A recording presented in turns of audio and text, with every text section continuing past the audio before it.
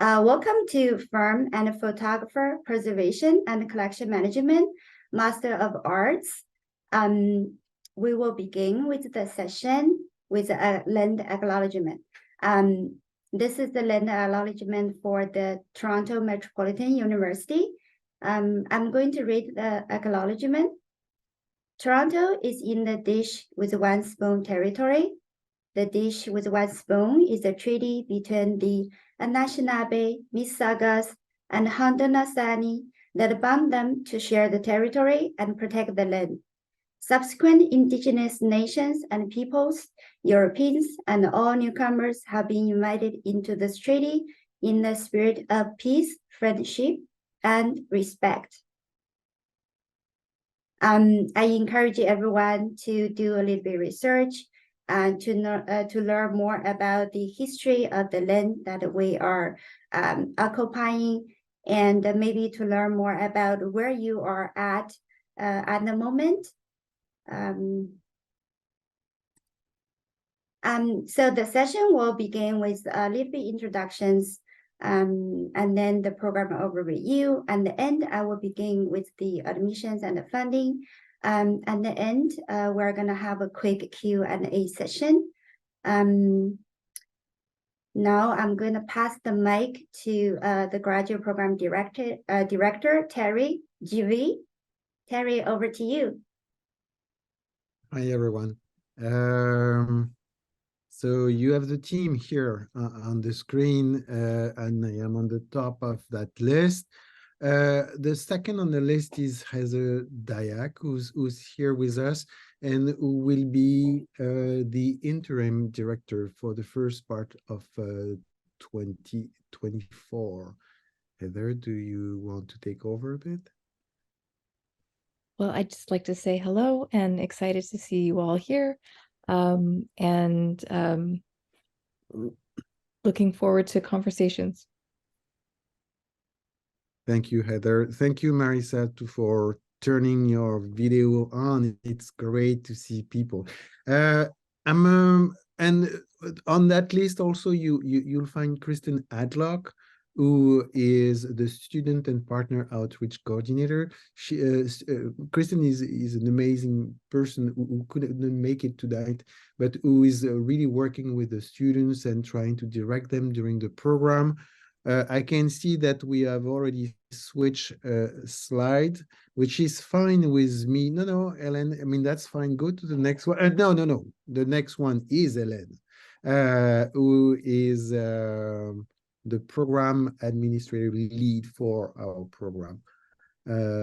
Angela, thank you so much. I feel less alone now that you have turned on your video as well. Thank you. Okay, so that's for the first slide. You know what? I'm going to paste something in the chat. Hélène, can you go to the next slide, please?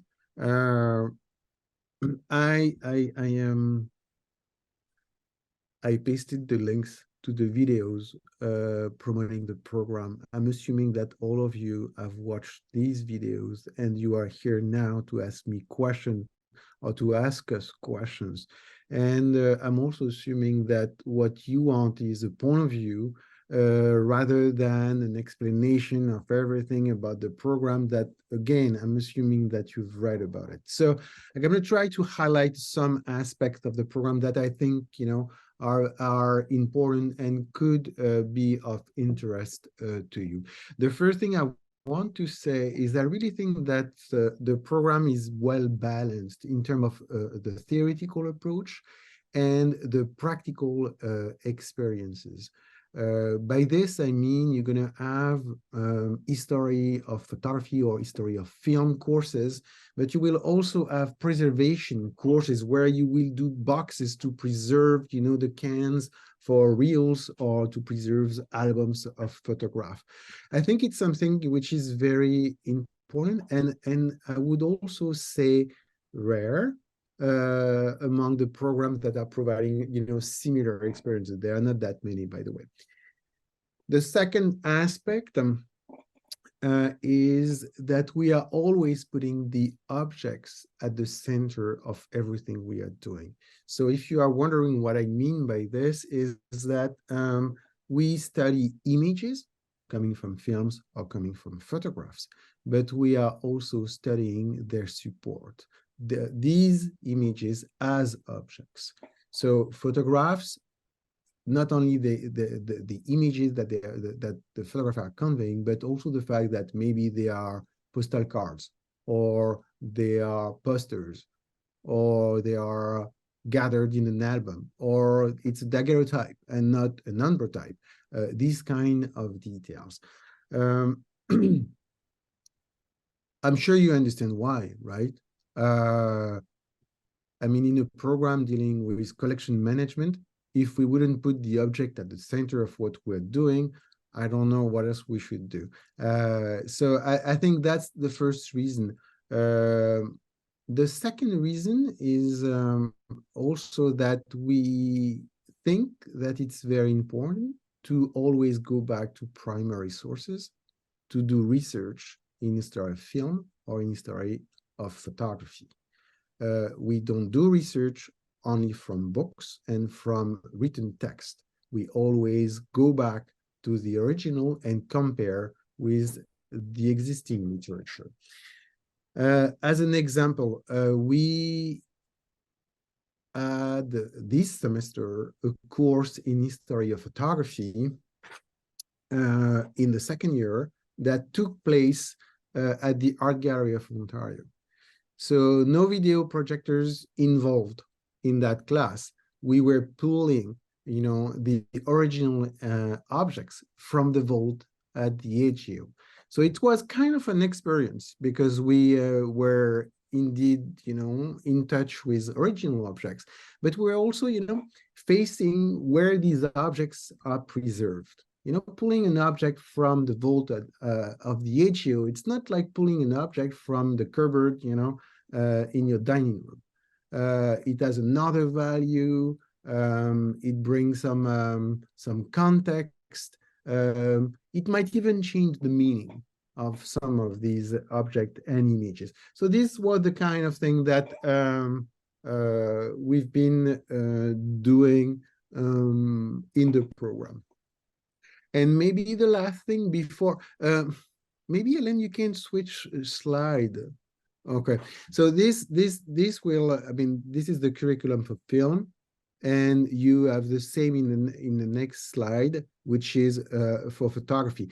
All of that is on the website. Okay, there is no surprises in here. So you know it's existing. You can always relate to that and go back to this. What I can tell you, and which is not here, is who's teaching, for example. And I think that's something also that is important, you know, beyond the fact that we are putting the objects at the center of everything we are doing. We have faculty coming from, you know, the School of Image Arts, who are scholars and academic. I mean, Heather is part of them. I am part of them. And we have others who are teaching mostly, you know, the theoretical courses. But as I said at the beginning, you also have practical courses, and then we have invited professionals from the field. So you will have librarians working and teaching in the course. You will have people working in the archives, people working in museum as well. So the community, the FPPCM community, as we call it, you know, is large and very really anchored in the professional world. But as I said, it's well balanced with a theoretical / historical approach. I think we can go for the next slide, Ellen.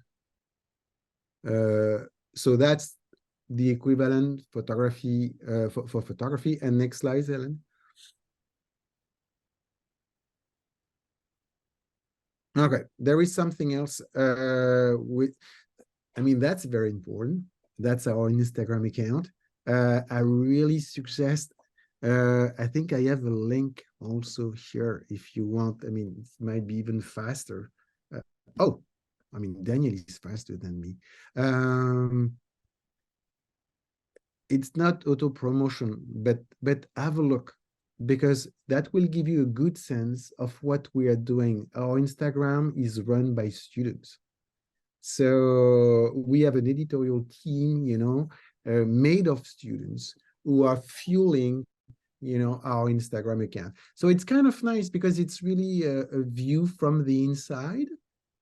So you'll see where we're having classes, what we are doing, and mostly what you're gonna see is my next point. It's about the professional experiences that you will get in the program. I think these experiences are really the backbone of the program, and they are made of two components that I'm sure you're aware of. The first one is the summer internship that takes place at the end of the first year. During summer, as the title says, and it's between 8 and 12 weeks. That's a regular internship, if I may say, except that you are benefiting from our network and our reputation in the program to apply to internship offered by museums, archive, libraries. We even have,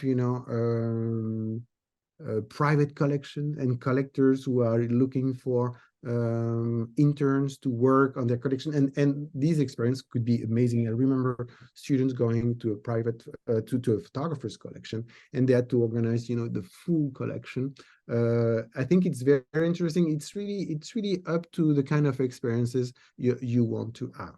And on that slide, you can see the second experience is what we call the residency, and that is very special. That is special. You will not find this in any other programs dealing with preservation and collection management. That residency takes place at the end of the program, where you have done with all the theoretical courses. Basically, you are ready, theoretically speaking, to leave on a residency. The residency is also something very special because it's something that we construct and we build with you in coordination with institution. We spend the first year with you thinking about where you could go according to what are your research interests and what kind of professional training you want to get. Because it depends on every person. You see what I mean? I mean, someone might be interested in working in a private collection, and another one would like to work, I don't know, at the Met. I mean, it's not the same according to these goals. You might want to have different kind of training. So we have students going to the Met. I mean, I received an email from the Met 3 weeks ago asking for students. We don't have any. See, our students sometimes have the choice to go to the Met, but decide to go to somewhere else. Fine. We work with that. The other thing, which is I think important for you to understand with the residency, is that it's made of two components. 2 days and a half per week you work for the institution. That's what we call the professional training. And that's why it's very important for you to choose your institution, because indeed, if you go to the Met, you don't have the same training than if you go to a private collector. I'm not making a judgment here. I'm just saying that they are different. And the 2 remaining days and a half, you work on what we call your thesis, which is anchored on the collection, in the collection in your institution for your residency. So you do these 2 things during your residency. What's has always been important for us when creating that residency program, it was not only to offer you a professional training that is key, but also offering you a research experience, which is anchored again in a collection, i.e. with objects. And ultimately, adding a line to your CV when you leave the program. Not only you will have a degree, an MA in film and photography preservation and collection management, but you will also have kind of a first, professional experience, because 6 months full-time in an institution could be seen as a first professional experience. And if not, you could always, stay in touch with a representative of your institution, and most of the time they are ready to write you letter of support and reference, when you apply for a position. And believe me, these letters worth a lot on the job market when you leave the program. I don't know if we have another slide, Hélène, but I'm more or less, yes, I'm more or less done with the presentation of the program. I don't want to take too much of your time, because I think if you're here, it's because you looked at our website, you watched probably the videos. Now you're aware of our Instagram account, so you can look around, and I would rather leave you time to ask, specific question at the end of the presentation. So, Hélène, back to you. Thank you, Terry. Yes, after the admissions and the funding, we're gonna go straight to Q&A, and I'm sure you have a question for Terry. Okay, begin, I want to introduce Yale School of Graduate Studies, and shortly in YSGS. YSGS oversees all the graduate programs at the university, that including graduate admissions process, funding, scholarships, promotion, and marketing. The program is part of the YSGS and also part of the creative school. So when you are a graduate student, you are part of both faculties. I'm sure most of you already Googled the graduate website, a lot of information about admissions. For general questions about transcripts and English proficiency, application portal, those questions you can direct to the graduate school. But for specific admission requirements, for example, statement of interest, reference letters, or the portfolio, reach out to us.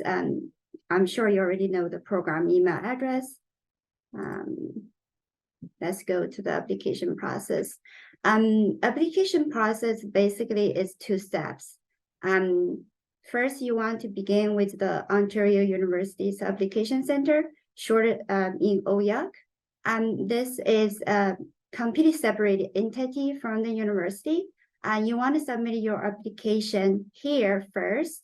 It does takes about 2 to 3 days for the university to send you an email with information to create your online identity. And there you can upload your required documents. For the application from the OYAC, basically ask you for your status, your academic backgrounds, and which stream that you wanted to study in the program, whether it's photo or film.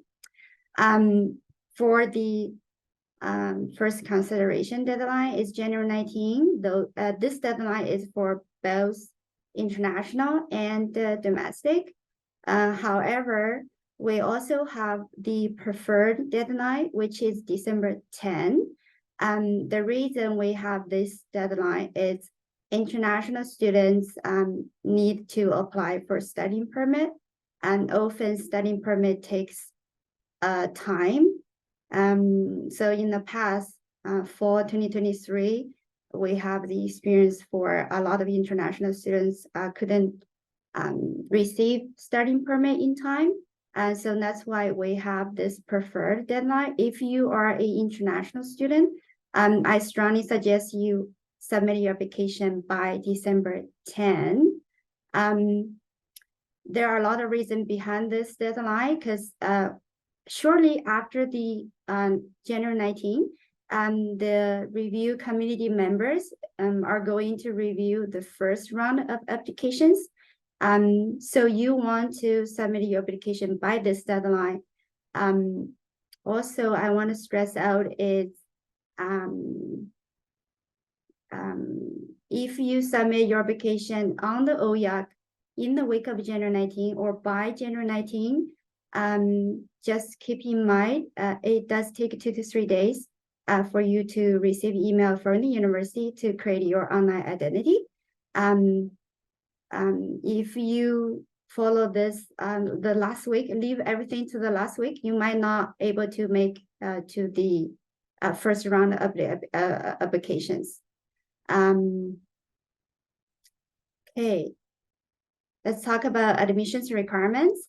I'm going to briefly talk about this topic, and then I'm going to invite Terry to elaborate more because he has more insights.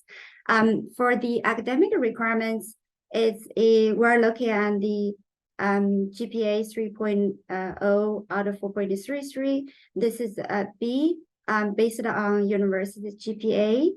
Graduate admission officers, they have all GPA scales for both international and domestic for all the institutions, and they will calculate at their end. Let's look at the statement of interest. Statement of interest basically is like a cover letter. You want to tell the program why you are a good candidate, how you're going to succeed in this program. You want to including all your academic backgrounds, your work experience.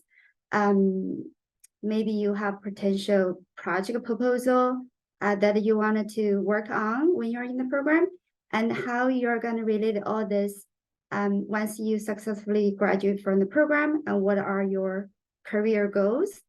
Along with that, you have a resume. Basically, it's highlight a list of histories of your academic backgrounds and your professional experience. Again, just to highlight the sections, how you're going to showcase that you're a good candidate for the program.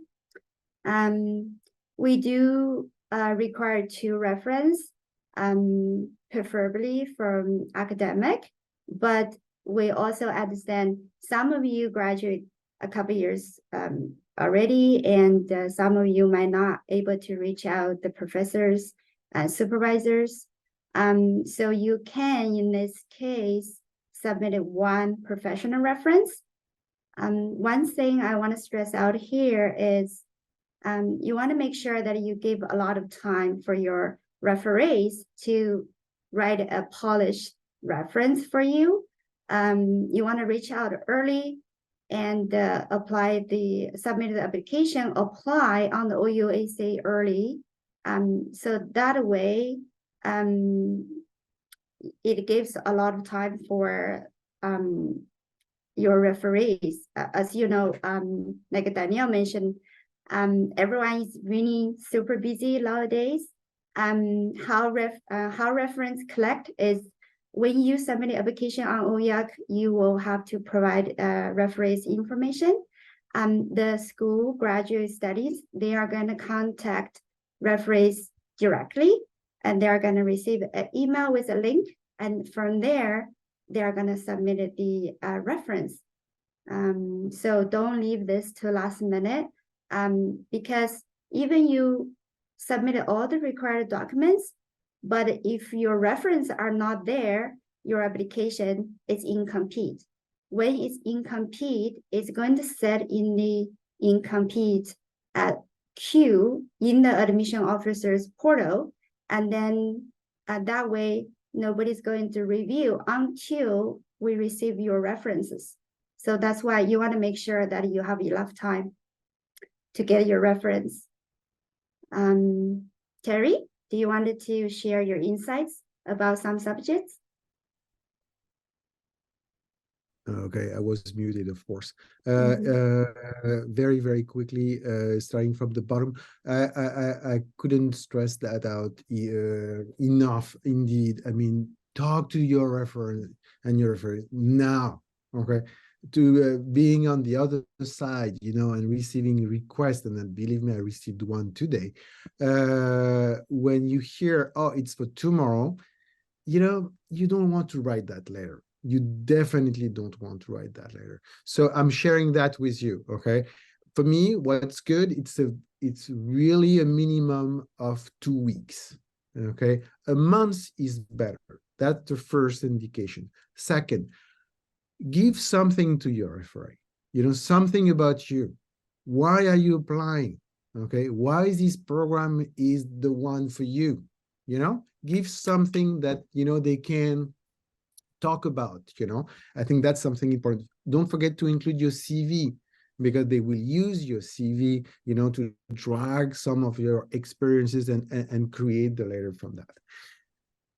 The resume, one of the criteria that we have, and I'm glad you're here, it's we are taking into consideration the awards that you have received, and we are taking into consideration the professional experiences in the field that you've had. So don't forget these 2 sections, in your CV, because you can get 5 points like this. And that's usually making a good difference. Statement of interest, I think Hélène said everything. It's about you, but remember something, it's not only about you. It's about you, but you in the program. Why are you applying to that program? Why is that program a good fit? So explain, make us understand as part of the jury member, that the program, what's going to be taught, in this program. And in a sense, you even know who is teaching in the program, and that you are interested in the scholarship of maybe one of the faculty. Show that you know what you're talking about. Okay. I would say that, and that's it. I think I wouldn't add anything else, Hélène. Thank you, Jack. Okay, funding. Exciting part. Funding, we have 2 parts. The first one is internal. We have a list of the internal fellowship here. Those ones are we grant to students when we send out the offer letter, based on your admissions applications. So you don't need to apply. The first one is Toronto Metropolitan Graduate Fellowship. Range from 2,000 to 6,000. This is for domestic students. The second one is Toronto Metropolitan Graduate Development Award, same value from 2,000 to 6,000. This is for international students. And also the program has 1 Ontario Graduate Funding, OGF. This is 12,000 for a first academic year. Those 3 award purely based on your admissions application. That's why you need to have a strong application. On top of that, the program has all kinds of awards, and those awards information, once you are in the program, we will contact you when the submissions are open and all the details. And then also the program will facilitate about submission or how to build a strong application for those awards. Good. Okay. So let's talk about most exciting part, the big 2 scholarships. And those 2 are external. And the first one is Ontario Graduate Scholarship, also called Toronto Med Graduate Scholarship. If we award this one to an international student, it's 50,000 for 1 academic year. You need to have an A- in each of the last 2 years of your study. This one is also based on your admissions application for the first year. If you're eligible, we will send you the supplemental form to have your consent, and then we will send this application on your behalf for competition. The timeline is about February or March, and then we will have the results in May. for the second big scholarship is Social Sciences and Humanities Research Council Canada Graduate Scholarship. This one is 17,000 a year. Same criteria, A- for each year of the last 2 years of study. But the deadline for this one is coming up. It's December 1st. You need to apply this by yourself even before you submit the application to apply for the program. The detailed information is in the link. You can study more information about this scholarship.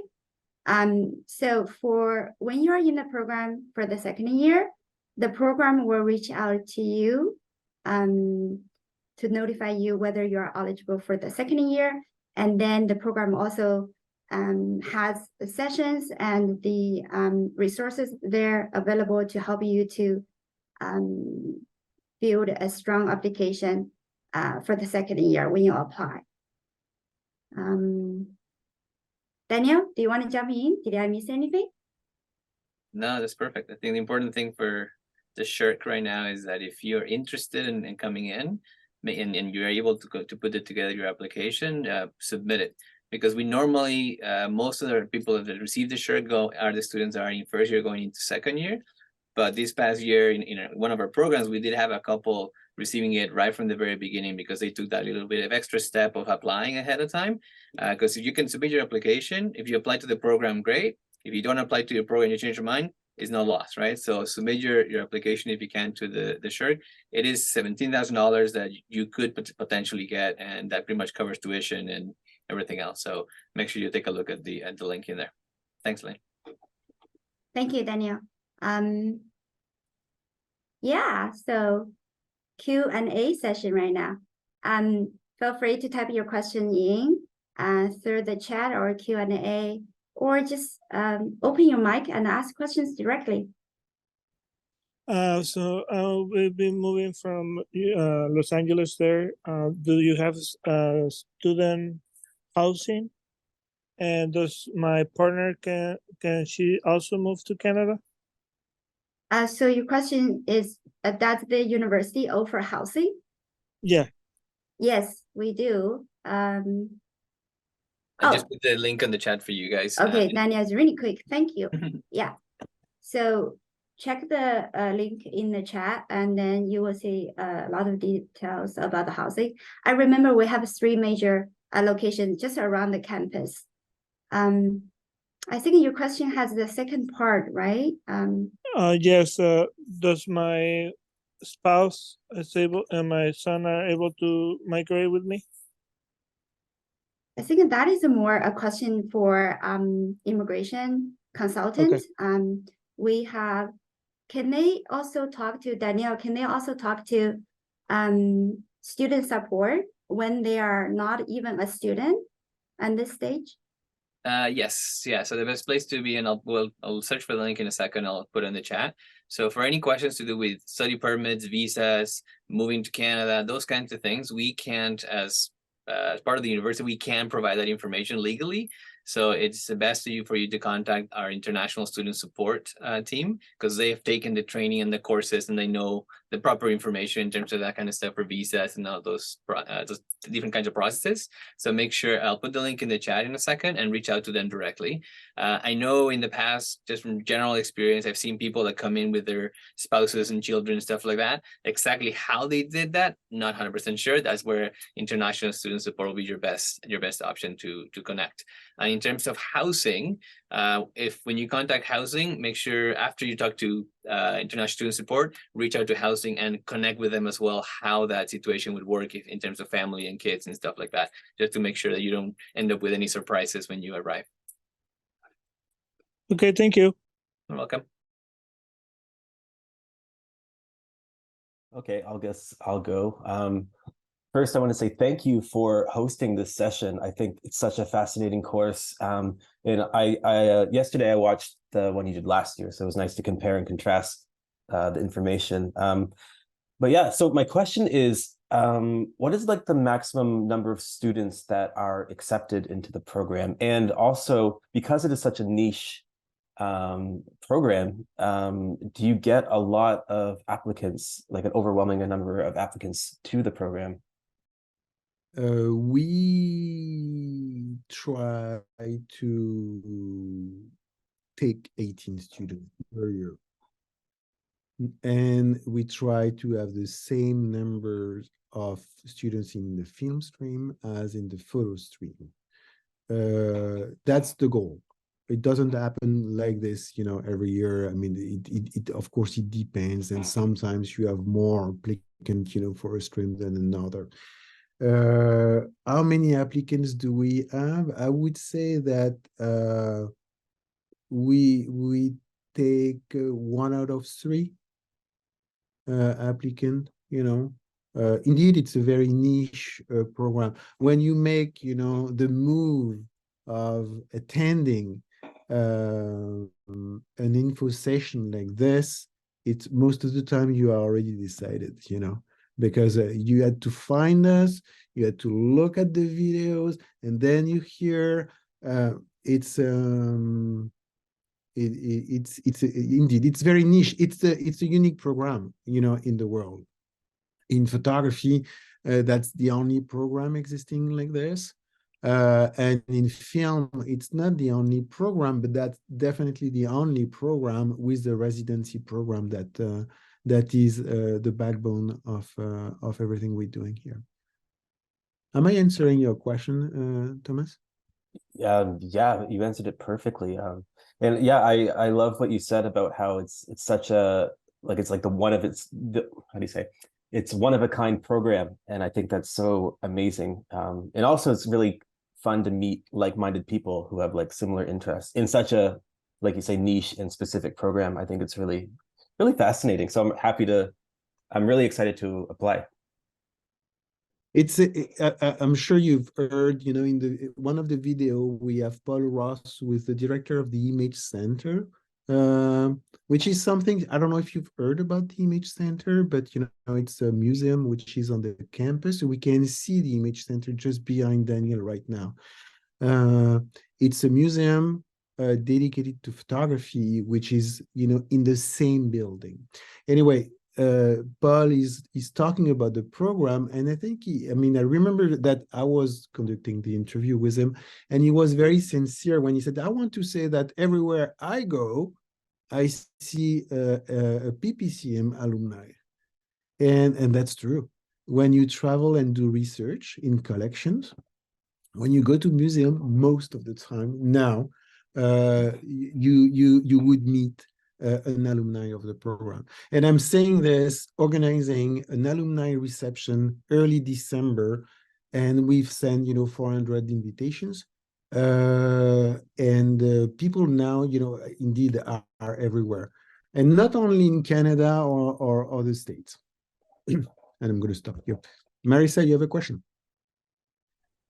Yes, thank you. I think this might be just posed as in case of an emergency, but I have already reached out to my references. One has submitted, the other one has yet to, and I'm wondering if that gets lost in their inbox for whatever reason, is TMU able to send a reminder notice, or do you do that on your own anyway? That's a very good question for either Hélène or Daniel. I don't know the mechanics, of the admission system. Normally it's one email, and it goes to them, and it goes to their, hopefully in their inbox, hopefully not spam. If they cannot find it whatsoever, there is, I'm gonna put a link on the chat for you to leave like frequently asked questions, which is basically what you would need. And there's also a contact information for the people that manage specifically their reference system. That's not managed directly by our program, it's obviously internal by admissions. So if you email gradreference@torontomu.ca, they'll be able to try to help you either send an update, another email or something like that, or see what the next process will be for that situation. And I think that's a very important thing that you do in terms of following up with your references. Like Ellen mentioned before, if we don't get one reference even, the application gets stuck in the system. So always make sure everybody follows up with them. If you already submitted your application and you received your link from the university, on how to submit your documents, you'll also be able to track which ones have been submitted and which ones haven't been submitted. That's how I know one hasn't been, because I've been able to track. But yeah, Exactly. okay. So if there's an emergency, I can email that email. Okay, thank Yep. you. No, of course. Am I understanding you well, Marissa? It seems that you are worried because you cannot Oh. see the reference on the website. Am I correct? Oh no, I just wanted to make sure, just because I asked a reference and they agreed, but now they haven't gone back to me within a month. So I just want to ask what You know the, that like. they probably received, sorry to interrupt you, but they probably received, you know, a deadline. And the deadline, I don't know what is that deadline. If it's, you know, January 19th, I'm telling you, most of them will write the letter the week before. I'm telling that from experience. You know, it's especially when you are in the last 2-3 weeks of the semester, you have to mark, you have to finish the semester, you're tired, you know, and on the top of it, you know, you have a letter of reference to write. You play with the deadlines. So if you are worried, that's my way of reassuring you. Okay, thank you. Keep in touch with your reference. You know, just ask and say, that's fine. Just let me know when you have sent it. And just to reference the deadline they get is usually January 19th. Since we're talking about reference, actually there's a similar question in the chat from CL to Terry. If graduate 8 years ago, so can that person apply for? This is a very common question, and that's normal. And you can definitely submit, you know, professional letters. But if I were you, I would reach out to a prof that you were close to during your time at the university, and just ask and say, would you be open to do that? I know it's been a long time, but I think I found something I really want to do. This is what I've been doing. Maybe you remember what I was doing. You know, again, when you ask a reference, give them something. If you have something to give, I would clearly try a former prof. I hope it's answering your question. And can I just add something a little bit that the Associate Dean, Dr. Jim Roos mentioned in one of their openings too, is if you are or end up having to use a professional reference, make sure you let them know to put a lot more information than just saying, yes, this person's great for the program. Make sure they talk about why you're great to the program. I know as much skill about your skills, how they know your work, how you guys work together, what of those skills are, you know, match the program requirements and those kinds of things. Because sometimes with a professional reference, a lot of them are a little simpler than an academic reference. They're a little more like, yeah, this person's great. I work with them. I highly recommend them, period. So you want to make sure that you talk to your referee if they're from the professional background and let them know, provide as much information as possible that will help the committee understand why, how, and all those different things that will make me a good candidate. Just as a quick little tip. Share your statement if you can and your CV. Angela, you have a question? I can see your hand raised. Okay, awesome. Sorry, can you hear me? Yes, we can. Okay, awesome. I guess my question is kind of completely the opposite of CL's situation because I just freshly graduated from my undergrad, and I was kind of wondering like how much this like professional experience comes into play of that consideration. Because I feel like that I have volunteer experience and I have like academic experience that kind of links to it, like, you know, like archival classes and like that kind of thing. So I was just a little bit worried about kind of lacking in ways that's a professional experience. So I guess that's my question. Thank you, Angela, for your question. And that we know it's totally normal when you are just, you know, when you've just graduated that, you know, you're not supposed to have plenty of experiences. But as you said, you might have volunteered, which shows, you know, your interest in working and learning outside of the classroom. And for us, we consider that as a, you know, kind of a professional experience. So I would talk about, you know, anything that you could have done. Maybe you've done a workshop. that, you know, brought you in some museum just to do a visit, you know, and that would also be considered as an experience. You know, it's to show that you have interest, and these interests can take place outside of the classroom and have already played outside of the classroom. Thank you. Yes, B. Hi, my name is Valencia. This Hi, question Valencia. is, hello, this question is for either Thierry or Heather. Specifically about the program, what's one of the things that the two of you feel that was maybe surprising to the students once they got in? Like maybe it was more analog based or something like that. What would you say that would be one thing? Thank you. I mean, Heather, you pitch in when you want, okay? I think that's the experiential learning aspect that they love, the students. I think, you know, it's kind of amazing to be able to offer you a residency in major international institutions. And again, I'm not, you know, I wouldn't say, yeah, the Met, this, MoMA, that, or I Film, you know, Museum in Amsterdam. It's not only that. I remember a student of mine who wanted to go to Dharmasala in India. And I said, whoa, I mean, that's that's unexpected. But we worked it out and we made it possible. That's something she really wanted to do.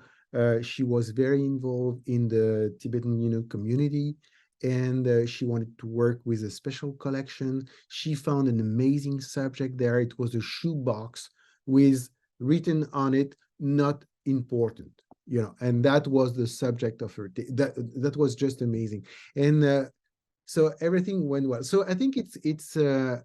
I love when, you know, see sparkling in the eyes of my students, you know, when we start talking and say, so where do you want to go?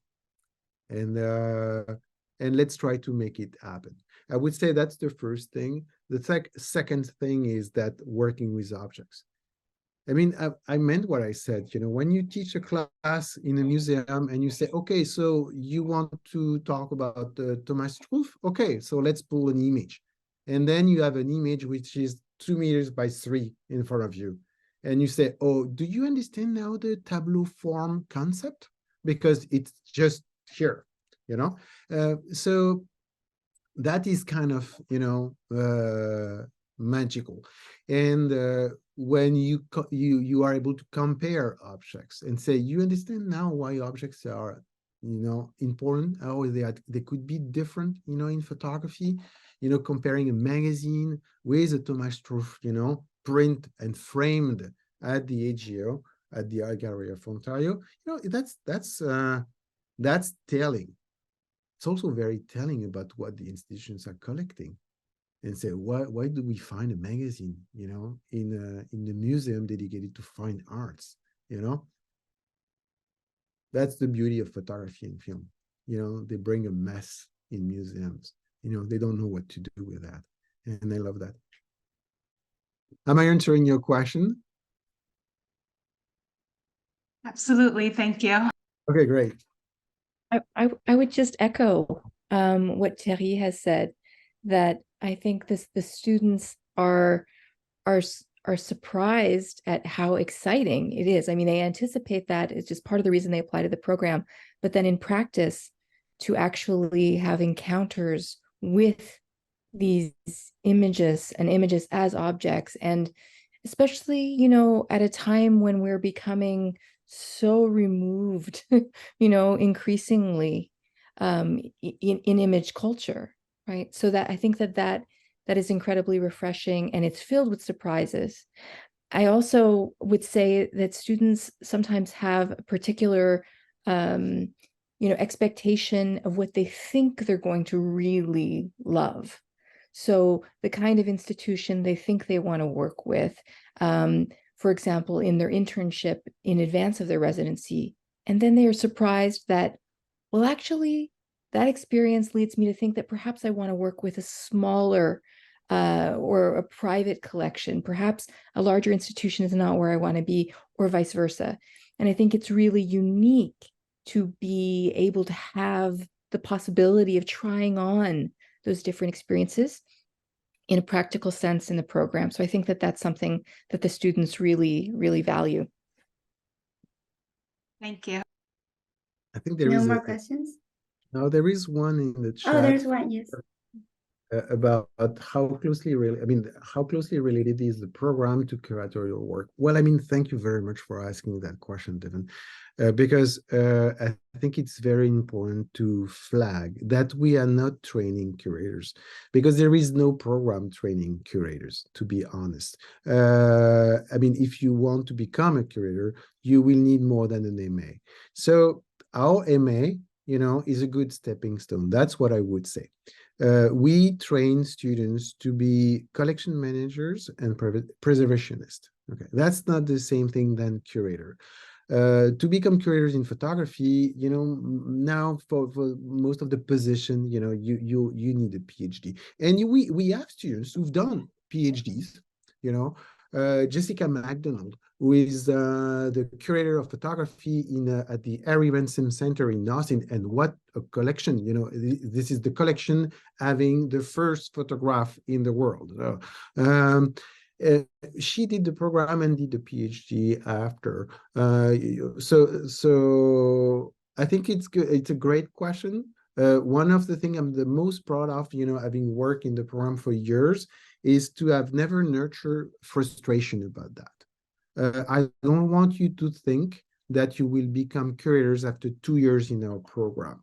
That wouldn't be right to do that. So I'm telling you all, you might go there, you might want to continue and pursue and become a curator. And I think the program is actually a great stepping stone to do that, because we bring you the theoretical and historical background, but also because we teach you how to deal with objects. And that's exactly what curators are doing.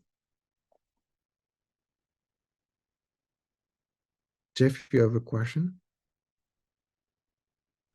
Hey, yes, it's a kind of a dry question about maybe the program, the credentials that might be unearthed when you were graduating. I was just wondering if you could speak about how maybe the program competes or is different than, like, say, an archive program, museum studies, or library science program, and that get you credentials to work directly at libraries in universities or with the collections if you have an archivist attachment to that.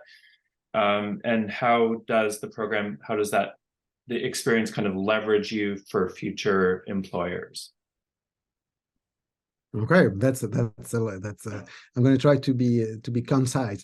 Library and science. I mean, there is a big difference, because the library of science gives you the opportunity to work in libraries, and we don't.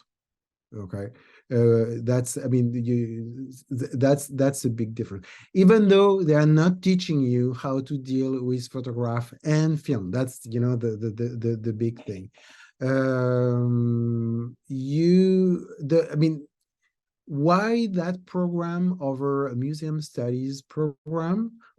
My take on this: find a museum studies with a residency program, try, and come back. I mean, let's talk about it then, because again, I mean, find a museum studies program that is so well balanced, about professional experience and theoretical/historical, courses. I think that's our big asset.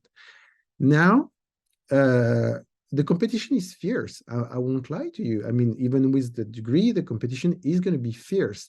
But you will be having the advantage of the network that we have here.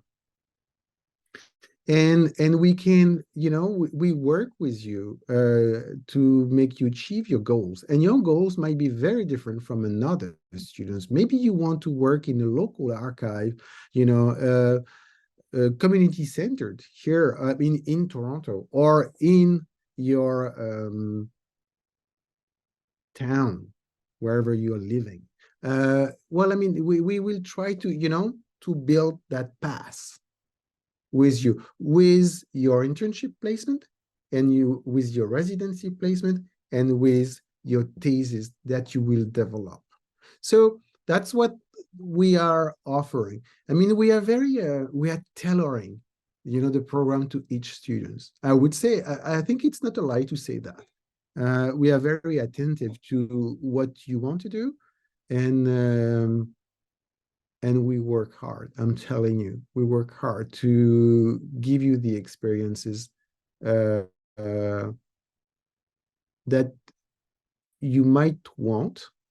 But don't get me wrong, it's not carte blanche, okay? We are always talking with you, and we are always cornering you about, you know, and making sure that, you know, your rationale is clear. The residency is not your choice. It's our choice, for example. That's one of the things that I always tell the students, because we take a lot of parameters into consideration before saying yes, including your lifestyle. I'm telling you, we don't want to send you, you know, somewhere and after months, you know, you feel alone and you are coming back to us, and then you have to redo the. We don't want that. We want a win-win situation for you, for the institution, and for the program. I don't know, it's a long answer to your question, Jeff. I don't know if I answered it properly. No, that was great. Thank you. Great. Tesha, you have a question? Hi. Yeah, I am just wondering, for the internship and residency, like how's the process of applying to them like? Do we need to like start like very early or? Okay, I mean, this is it's two different things. Okay. The internship, you are in charge of applying for internship to institution, but we put you in touch, you know, with people, we connect you, and we help you to apply.